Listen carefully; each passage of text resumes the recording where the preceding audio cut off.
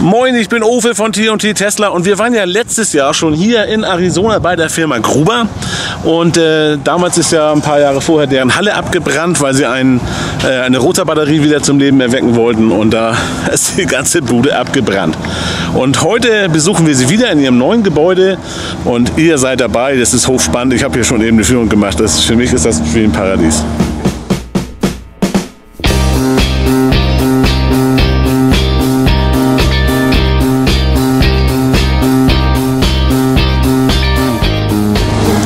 So, da bin ich wieder. Das ist also das neue Gebäude der Firma Gruber und hier ist der Servicewagen Gruber Motor Company.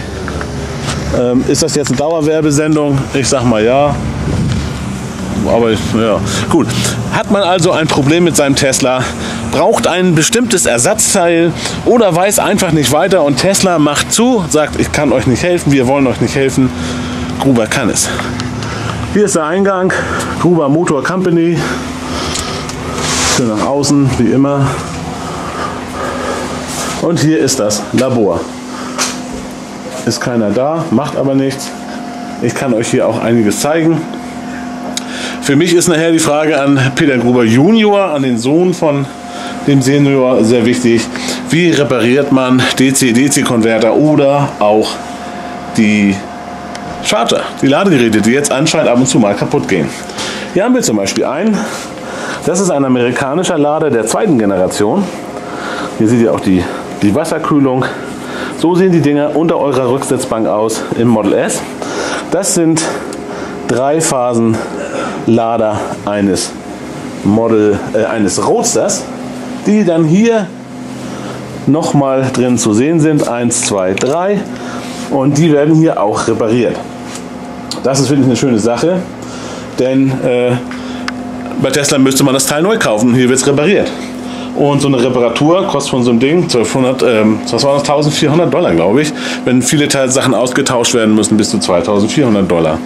Hier seht ihr ein Modul eines Tesla Roadster Batteriepakets.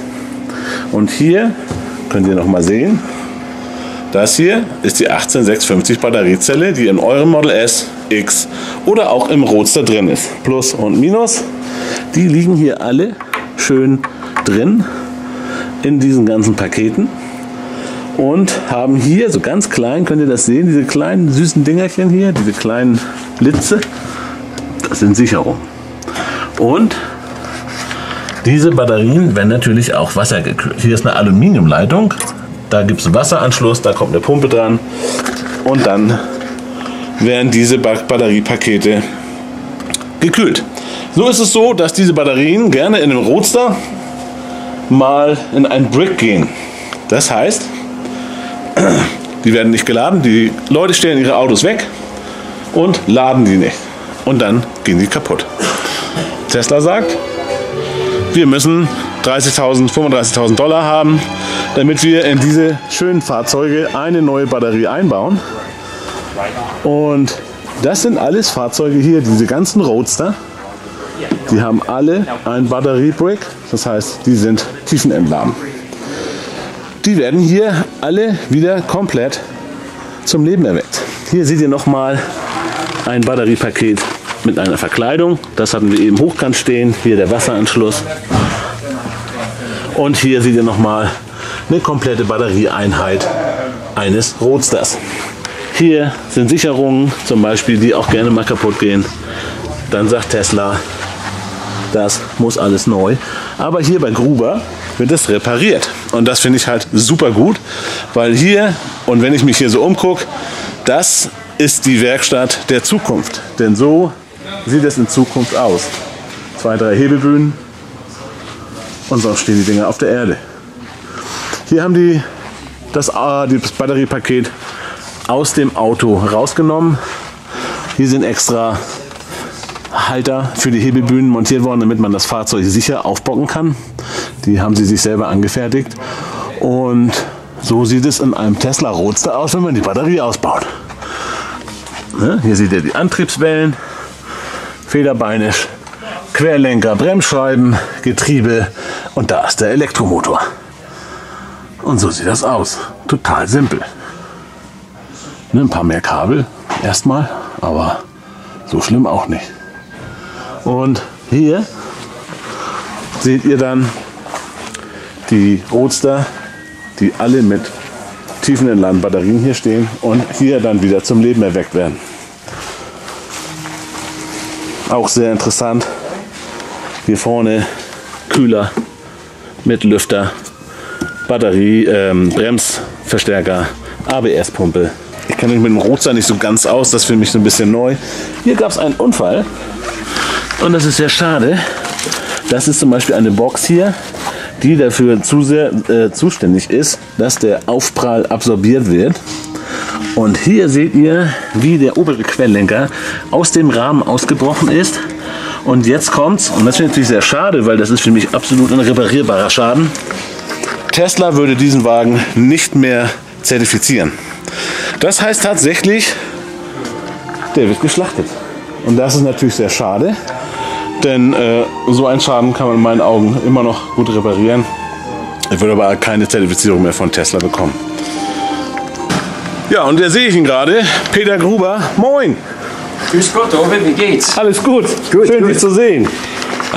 So, we are here in our Gruber Motor Company laboratory where we repair UPS power modules and Tesla Roadster parts. This, for example, is a Tesla Roadster power electronics module. Yeah. And oh shit! oh my God! So you have fun in your shop. That's most important. Yeah, the guys have a lot of fun. That's cool, huh? This PEM we rebuilt, and when we rebuild these, which is vital because there are components in here that fail with time, Yeah. It gives new life to that car. If they fail to rebuild these PEMs, things can happen, like these capacitors. We had one customer in Germany, Yeah. the capacitor blew up. Yeah. And then you have metal fragments all throughout the circuitry here, which could short some of this hardware. Oh yeah. These have to be changed every 7 to 8 years. So one of the things we do during a PEM upgrade, which is just like rebuilding an internal combustion engine car, we change all of the wear items. All the electric caps are changed, the electrolytic capacitors. All the fuses get replaced. Ja, hier die Fuses, das sind die Sicherungen. Ne, hier nicht. Das ist eine Sicherung, ne? Ja, das ist die. Und das ist ein Widerstand, ne? That's a capacitor, Capacitor. not electrolytic. Yeah, Okay. it's a mylar cap. Then there are, you can't see it here, but there are contactors and there are relays throughout here. These are mechanical devices where the contacts erode over time. Yeah. We change all those. We change this micro switch, which is notorious for becoming intermittent. This is the interlock switch for the cover door. Okay. We change again the fuses, and then we also upgrade the connectors under here. There are connectors that are uncoupled when a PEM repair or a PEM upgrade is done. You have to do this yearly to get the leaves out of the heat sinks, for example. Okay. There's a design problem with the connector that they use on the fan because as you push it up and down, it eventually, the pins regress. Yeah. So what we do is we replace that connector with a modified connector that holds the pins in place. Oh, cool. If you don't do that, eventually the connector burns up. Is this a modified connector from Tesla or did you modify it? This is something we do. Yeah, Oh, cool. we take a standard connector and we actually modify it so that the pins can't move anymore. Yeah. Smart. The other pen here, you can see some of the contactors. This one is being restored right now. And you can see there are a number of contactors. This is the contactor. These are megapole relays. Yeah. And then there's smaller relays here. This also makes these big noises, right? When you That's what the clicking noise is. Right. Exactly, yes. Yeah. When it either charges or... They look huge. Yeah, certain functions. They switch a lot of amperage. That's why you have these big bus bars here. Yes. And you can see this goes right to the motor. Yeah. This is the 3 phases that go to Nikola Tesla's 3-phase induction motor. Right. AC induction motor. So do you also repair engines here, electric motors? We can, yes. We haven't been asked to do that yet, and we haven't found any defective ones, but it's not out of the realm of possibility. Okay, the problem is that what I think, if they make noises, these are the bearings. The bearings, yes. Yeah, they could be. In the Model S, for example, you have the milling noise. Yes. And we have not tackled any of those yet. Okay. Here is an example of a Tesla Roadster DC to DC converter. This is the device that takes the 400 volts out of the big propulsion pack and converts it to 12 to 13 volts to power all the electronics in the car. Right. And what we found inside the battery pack, and we'll show you this outside, inside this enclosed space was a fuse. Yeah. This fuse was blown. It turns out the reason it blew was there were MOSFETs and diodes that were defective in this DC to DC converter. So what we're currently doing is we've changed all of these semiconductor devices, and now we're going to put it back in the car and expect it to operate. Yeah, so let's go to the battery where this is from. Okay. Okay, und das hier? This is a battery pack that had the bad DC to DC converter, which fits right in here. Yeah. Next to this is a sheet, and here's one of the sheets you can see out of the car.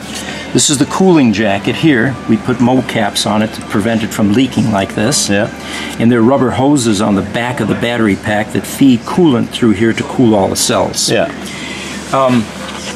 This DC to DC converter fuse also controls all of the 12 volt devices in the Roadster. Yeah. So once we're done repairing that on the bench, we're going to slip that back in and then put this back up in the car. So the cells are here okay on this one? The cells we believe are okay on this one, yes. Yeah. One of the design flaws in the Tesla Roadster is inside this battery pack, which is up inside the car, which takes a day and a half to pull out properly, there are components in here that need to be replaced from time to time. Here's a fuse. Yeah. There are 3 more fuses here. Yeah. There's a fuse here. There are relays here. These are megapole relays. There's another one there. So it basically was never made to be serviced easily, at least. Yeah. Which again reinforces the fact that these were really prototypes that were pushed out into the market before their time. Yeah. What would have been easy to do would be to put a hatch here. This portion of the battery pack is actually visible in the back of the car, and we'll show that in a moment. If there was a hatch put back here and all of these wear items like fuses and relays were placed in this hatch, then you could service this battery pack. Right. But that's why we exist. So eine Art Motorhaube. Ja. Ja. Um das zu reparieren. Ja, macht Sinn, aber haben sie nicht gemacht. Sind sie nicht drauf gekommen. Tatsächlich, ihr habt das wahrscheinlich mitbekommen, die sind tatsächlich so gefertigt worden für die Ewigkeit, aber haben nicht drin nachgedacht, dass sie auch irgendwann mal repariert werden müssen. Und das musste schnell in den Markt damals. Die Leute haben ja schon 2 Jahre, glaube ich, gewartet auf ihren Roadster. Und das haben sie so ein bisschen nicht so richtig gut nachgedacht. So here we have a level 1 battery recovery. Most of these cars come to us, and this is what we specialize in, they come in completely dead. And if you haven't charged a Roadster within 2 to 3 months, then the charge port over here no longer works. This port right here. Yeah. So when that happens, the only solution that Tesla has right now is to replace that $30,000 battery pack. What we do is we're able to go into the car through special boards, and we slowly coax the battery back to life. Once we reach a certain voltage level in the string or in the large battery pack, then the Tesla charge port can take over again, and they have a very sophisticated battery management system that takes over and restores the battery. But if it's been bricked more than 2 or 3 months, a first level recovery may not be successful, and that's when we go to a level 2 recovery, which is what we're doing there by pulling a battery pack out of a car. Yeah. Right. So for my followers, yeah, it may be interesting. What does it cost? So this is stage 1. This is stage 1. Stage 1 is around $1,300. And this is stage 2. Stage 2 goes up to $4,800, and that includes stage 1. Okay. And then each sheet that we replace adds $1,400 to it. Okay. Now, the only place to get sheets are from salvage cars. Right. Tesla does not sell these as individual sheets. Yeah. So we have to buy cars. We have 6 of them up there. You can see all of the salvage cars. Yes. These are total cars, and we have to buy them at auction. So this is a position, I think, in the US where you are the only one who does that in that big. Of this size, yes. Yeah. There are some very talented people that do this in their garages. And fortunately, there's a lot of collaboration in the U.S. between people that are engaged in this, but they're very few. I can count them on my hand. Ja. Cool, ja, das ist gut. Also er sagt gerade, es gibt nur wenige, die sich richtig gut damit auskennen und die arbeiten aber alle zusammen, weil sie natürlich eine Lösung suchen, um diese Fahrzeuge wieder auf die Straße zu bekommen und Tesla hilft ihnen da leider nicht. So each car has a backstory, and I thought we could talk a little bit about that. Yeah. This car was being sold on eBay about 2 months ago. Yeah. They advertise it as a bricked roadster. Right.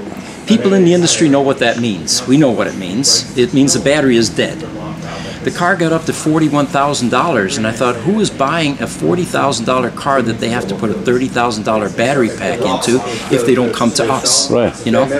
Well, it turns out that the first person that bought it couldn't get financing, so they went to the second bidder. He said, oh, I'd love the car. And then he said, I'll fly into San Francisco and I'll drive it home. They said, what do you mean drive it home? This is bricked. Well, he didn't know what the term brick meant. Oh. So he backed out of it as well.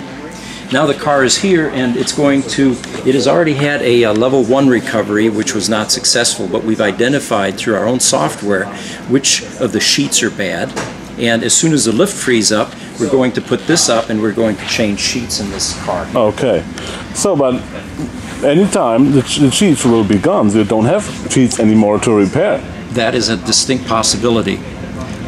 If roadsters continue to come in like they have been, this blue one, for example, the glacier blue and the gray one, all three of them are bricked. Yeah. They all came from the same customer. Okay. It was a consignment shop that sells cars for people, and they didn't realize that you have to charge these cars. So all three of them got bricked. What we're doing for this customer is we're going to take one car, convert it to a parts car, and then fix the other two. A shame. It is. A shame. We have a success story up here as well. The red one? The red one. This is an interesting story too. So this car sat in California at the Palo Alto Tesla Service Center for about 3 months. They determined that the battery pack is bad because it was bricked and they don't repair them like we do. So they told the customer, you need to spend $30,000 for the pack. Yeah. He didn't want to do that. No. So finally, he decided, you know what, I'm going to let Gruber try it. So he shipped the car to us. We did a level 1 recovery, which identified 2 bad sheets. Yeah. Then we did a level 2. And this car actually came back to 100% Oh my where God, it was really? before it got bricked. So what did they pay? What does the customer pay for that? This was, because of the 2 sheets, was around $8,800 compared to $30,000. Now, Great. what makes this even more interesting is the customer called me, or he called us about 2 days after the car got here. And he said, do you guys just want to buy it for parts? He had already mentally checked out and given up on the car. Yeah. So we said the right thing, which is, why don't you wait until we see if we can recover it? Yeah. Now he's tickled that he did because he now He's has happy. a functional car. Yes. Happy, and maybe he got a good smoking deal on this when Yes. he bought it. Wow, crazy. Und hier sieht man auch noch Teile. Da oben ist ein Motor, das ist aber ein Roadster-Motor, richtig? Aha. Wir haben 5 Roadster-Motor von dem Feuer. Ja. Und da oben sind Charger, richtig? Sind das... Those are waiting to be repaired. They came out of flood-damaged cars. Ah, okay. So wir haben Headlights, wir haben Scheinwerfer, wir haben Mittelkonsolen. Wir haben alles hier und ihr verkauft auch alles? Ja, wir Auf verkaufen Anzeigen. das an eBay. Auf eBay? Ah, okay. Und wenn jetzt ein deutscher Kunde, sagen wir, eure E-Mail-Adresse von mir bekommt und euch anschreibt, dann versendet ihr auch direkt oder nur über eBay? eBay, direct, Alles. OfferUp, yeah, some of the other social media sites. Okay, OfferUp, ja, I know. Facebook even. Ja. Oh, das ist doch eine coole Sache, wenn ihr wirklich mal ein Problem habt mit euren Autos und es wird ja irgendwann mal kommen. Die werden ja nun mal alle älter. Was wollen wir machen? Dann kann man hier entweder Teile auch herschicken. Kann man das auch? Can I send my maybe broken charger to you and you repair it, or you got this one and I got a repaired one? People often do that. They ship us their PEMs, the Roadster PEMs, for example. We get a lot from Germany, actually. Ja. So yes, you can send it to us, and we will do the module or the component level troubleshooting and repair. Das ist cool. This is one of our battery areas here for the 12-volt batteries. Yes. And what I wanted to show you is, in the Tesla Model S, There's a 12-volt battery, of course. And what we did most recently was we negotiated with C&D, who makes the original battery. Yeah. But this is the improved battery. The first ones only lasted 6 to 9 months. Yeah. Because they were using this battery in an application that was very harsh. The DC to DC converter was overcharging the battery.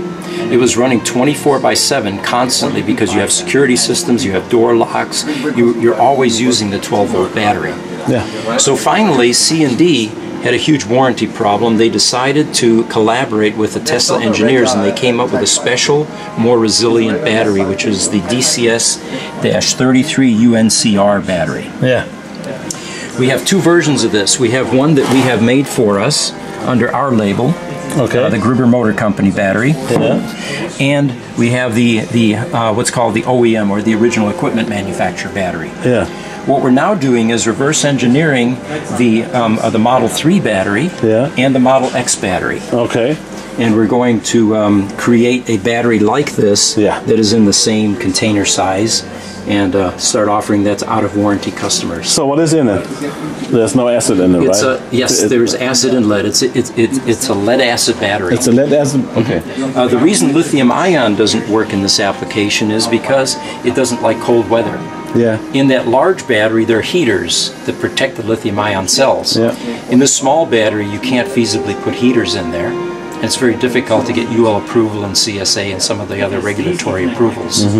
So the old 150-year-old or 200-year-old lead-acid design is still the best for this application. I didn't expect that. Yeah. I thought, also ich habe jetzt gedacht, da gibt es irgendwann eine bessere Lösung als diese Batteriesäure-Batterien, aber anscheinend ist es immer noch die beste Lösung wegen der Temperaturen, ne? Yes, at this point. Yeah. So we have a tire machine here. We do tire work and balancing. This car is a test mule, and this is how we test the PEMs. This is a drivable car, actually. It just is missing the front end. And here's where we actually test the PEMs after we rebuild them. One of the design flaws, I believe, in this PEM is you have a 12-volt fan here inside this box, just like your computer fan. And as you know, these things go bad. The bearings dry up, they freeze up. This cools all of these boards here. Yes. So that's one of the things that we replace when we do an upgrade. Yes. Along with the rest of the fuses and capacitors and all the rest. But I don't know whether people realize, but just like an internal combustion engine car where you have to have an engine rebuild if you continue to drive it long distances or long periods of time, this PEM also needs that. And unlike an internal combustion engine car where if it sits without use, you can get 30 years out of it, the PEM has shelf life components like electrolytic capacitors that age whether you're using it or not. Okay. So even if it's low mileage, it doesn't mean that your capacitors are good. Yeah. Okay. So what do you think? What is the life expectation from one of those capacitors? Is it 8, 9, 10 years? It's 7 to 8 years in a controlled environment in a computer room where you have 68 to 70 degrees Fahrenheit. Okay. In this environment, all bets are off. Here in Phoenix, it'll get 140 degrees inside that PEM with all the heat that it's throwing. Or in the winter, you know, in Wyoming, it gets extremely cold. Yeah. Same is true in Europe. Oh, yeah. So those caps probably won't last 7 to 8 years, at least reliably. Wow. So then, if you calculate, every Roadster does have a repair on this. Yes, these are all under some form of repair or recovery. So the Model S's, what are they doing? The Model S's were flood damage cars. Okay.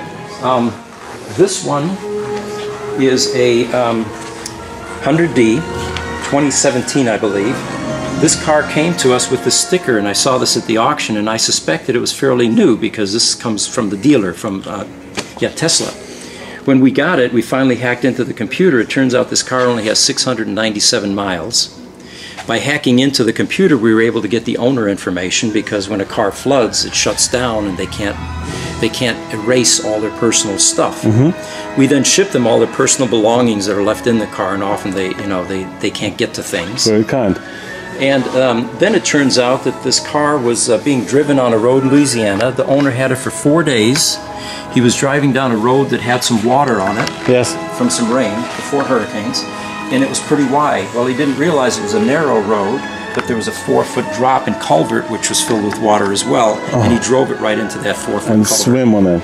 Basically, this side was underwater, yes. Yes. This car is, it's gorgeous on the inside, still has a new car smell. Yeah. This one is Tesla Model S number 69. 69, this is a signature. 69, this is signature, yes, it says signature right. Yeah. Well taken care of. Oh yes. The original owner. I love the signature color. Yeah. It's so beautiful. A great color, and it's also flood damage. It's also flood damage. The first thing we did to it was we started working on the chargers, and you can see the chargers in the back here. Right. Double charger, slave and main. Yeah. We can tell by the water level what's wrong with the car. So when at the auctions, oftentimes they'll draw a line how high the water got. Yes. And that tells us whether the chargers are bad, the seat control modules, the body control module, and if it gets up into the MCU, we don't buy them. Okay. By that time you have way too much to repair. So, wenn das Wasser bis zu diesem MCU geht, also bis hier oben, dann kauft ihr das Auto nicht mehr. Nein. Nein, okay. We have seen some cars that actually have mold on the headrests here. Yeah. And so we don't touch those. Yes. Okay. So in the machine shop here, we when we bought this building, we negotiated the South Bend lathe and a Bridgeport mill into the deal, and we're actually making some of our own equipment and tools with this shop equipment. Yes, that's what I love. I love those machines. These are the good old stuff. They work forever and they are very precise. Very precise. So the owner of these machines, this was a machine shop, he had punch presses, he said, I can't sell these because the machine equipment dealers coming out say this is too old. Yeah. Well, I like old because I know this is good cast iron. It's not made in China. Right. This is durable stuff, yeah, you know. Right. So I love this. Everybody can be happy with this old stuff. We strip UPSs and we collect all the hardware, so we have everything categorized now. This is what the Germans would use here, all metric. Yes. And then this is what we have in the US, a lot of SAE stuff. Yeah. And UNC, and I don't know what is this. Grobgewinde, Feingewinde. Yeah, quarter 20 is what that's called. And so what is anyway, it called? quarter 20, 1/4-20, 5/16, 18. Ah, yeah, okay. And we also build some of our own power supplies. Here's an example of a Roadster charging supply. And what we do here is we use UPS transformers, 480 to 120, and we wire them up backwards. So we put in 120 volts through a variac, and then we get 400 volts out, which then gets rectified. And we're going to build a plate here to put meters on, and then this will become our charging station for our third Roadster station. Okay.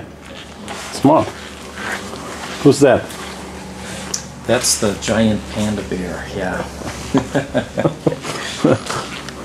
The rest of these cars, the Model S's, many of them are flood damaged cars. This one only has 2,000 miles on it. Yeah. And you can see what happens at the auction. You know, they chew up things. The door, I think on the other side is a dent, but you can see how new that looks on the inside. Oh yes, and I love the white interior. The first thing we do when we get a flood damaged car, we take the entire interior out. Yes. We then sanitize all of the carpet and the rugs and seats. We put we use alcohol, bleach, and sanitizers, and we have an ozone generator that we run for 48 hours in here, which kills all the mold and spores. Yes. Then we know that we've got a successful recovery. It looks like a brand new. So, is this a 100D too? This, I believe, is a 60. It's a 60. Okay. Okay, this is we can do a software update to a 75 on this. Yes.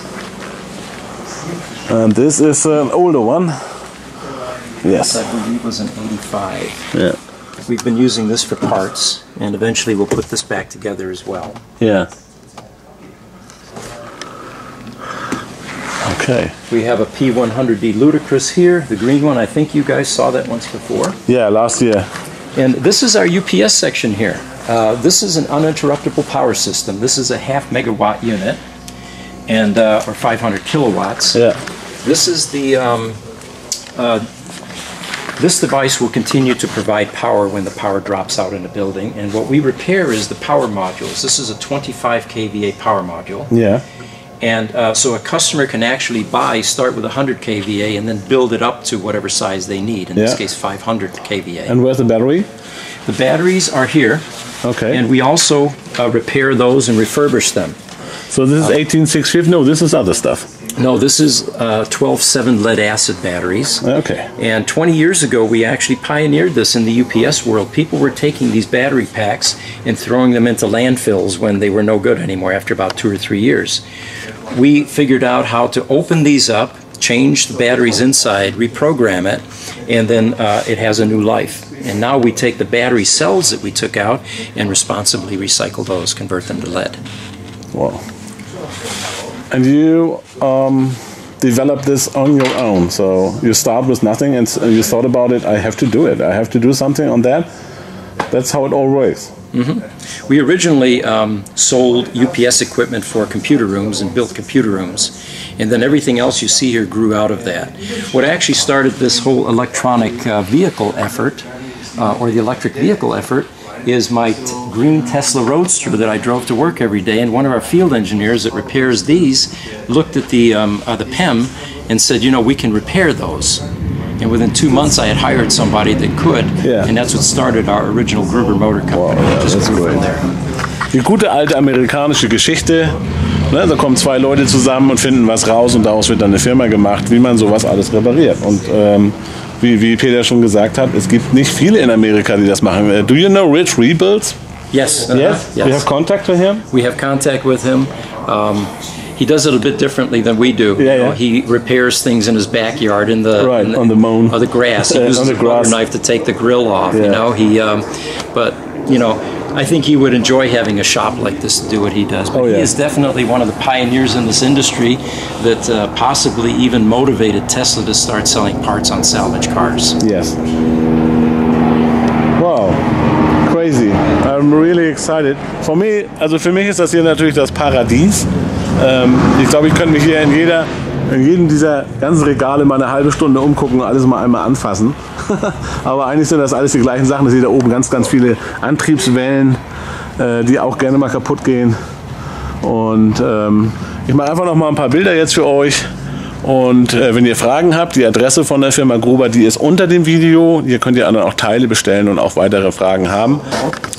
Und hier sind noch mal wieder ein paar Roadster-Batterien, wo so ein paar Zellen rausgenommen wurden.